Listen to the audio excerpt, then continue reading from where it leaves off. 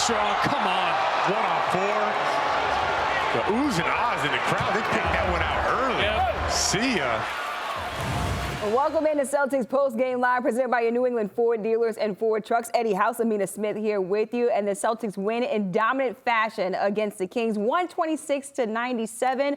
Eddie, what did the Celtics show you in this dominant win out there? It shows that they're getting better and better each game. Their belief is a lot stronger than it was. They're believing in one another.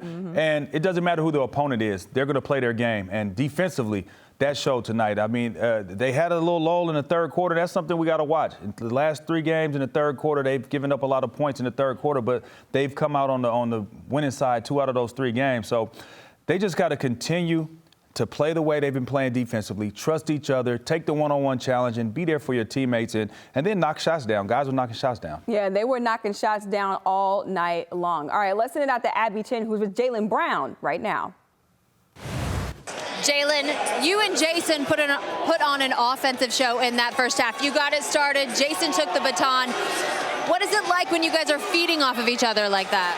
Just trying to be aggressive and play basketball. You know, we heard everything everybody was saying early in the season, so now we're trying to find ways to win games, and it starts on the defense end. Our teammates doing a good job of executing the game plan, and we come out and be aggressive, and Coach lets us be ourselves, so let's keep it going.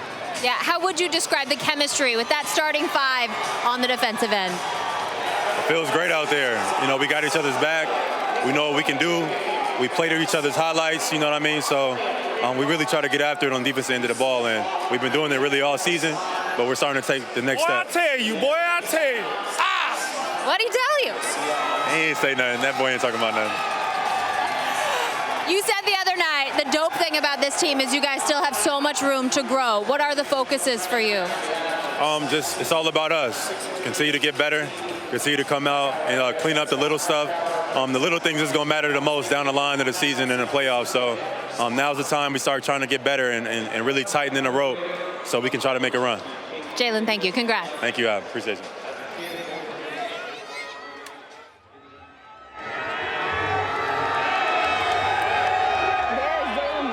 Out of the arena, fans wanting to get some high fives out there, in a big night for Jaylen Brown and Jayson Tatum. A look at their night versus the Kings. Jayson Tatum with 32 points, 30 for Jaylen Brown. Some efficient shooting as well. 12 of 16 for Jayson Tatum, 11 of 18 for Jaylen Brown, and from 3 they were on fire. Jayson Tatum 7 of 10, and then also Jaylen Brown 3 of 5. The Celtics improved to 9-0 all time when the Jays score 30 or more.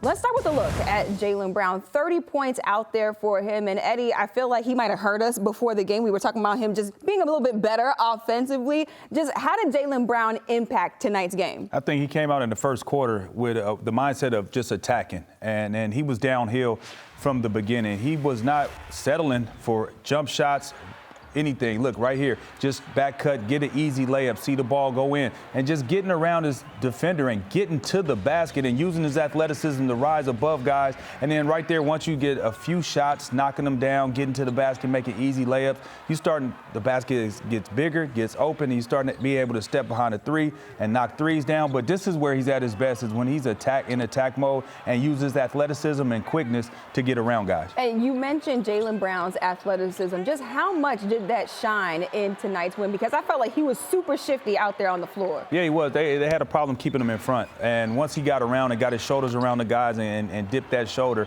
his athleticism to explode above the defender and finish high off the glass, that just is very hard to guard. It's a tough guard for anybody. And once he gets rocking and rolling like that, man, I mean, it's lights out, especially when he has a tandem guy that can run with him and Jayson Tatum. It's virtually unstoppable. Yeah, speaking of Jayson Tatum, 32 points out there in just 34 minutes. How did Tatum really lead the charge in this matchup? Well, I think he picked up where Jaylen Brown left off. Jaylen Brown had 16 in the first quarter, and he said, okay, my brother, I got your back. Don't worry. You can rest this quarter, and I'm going to go to work. And he went to work in that second quarter. I want to say he had 17 points in the second quarter, didn't miss a 3, went 5 for 5 from behind the arc. And once he got rocking and rolling, I mean, that boy right there is tough. I mean, if he gets going, there's nobody in this league that can stop him. I think he's one of the most gifted offensive players.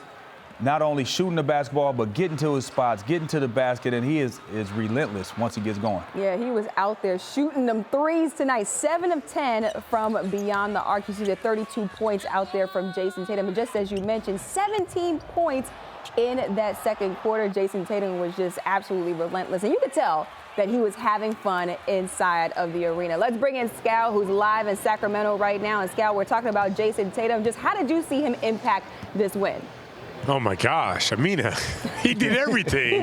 The guy goes in, his passing is on point. I know that he had that one where he's coming down in transition between his legs. He shuffled past it. Tice wasn't even looking at him, but he's passing with his right hand, left hand, hook pass. He's running back, putting his hands over his eyes like he's doing the gritty. Like, this guy's been absolutely next level as far as a complete offensive player. And you guys already know what he could do from the scoring standpoint, but he is like playing such a different game. He's playing like those, when you're talking about the elite players in the league and the way that the game is so slow for them and how they're playing chess and not checkers. And we know that the Celtics dominated this matchup tonight, but where did they look the most dominant on the floor? It had to be today their shooting in the first half. You know, like, they let go of the rope a little bit in the third. Their defense was good. I thought at times, you could probably say it was great at times, but it just wasn't as consistent. You saw them sort of let go of the rope in the third quarter, but it's expected. When you're playing against Sabonis, it's a little bit different.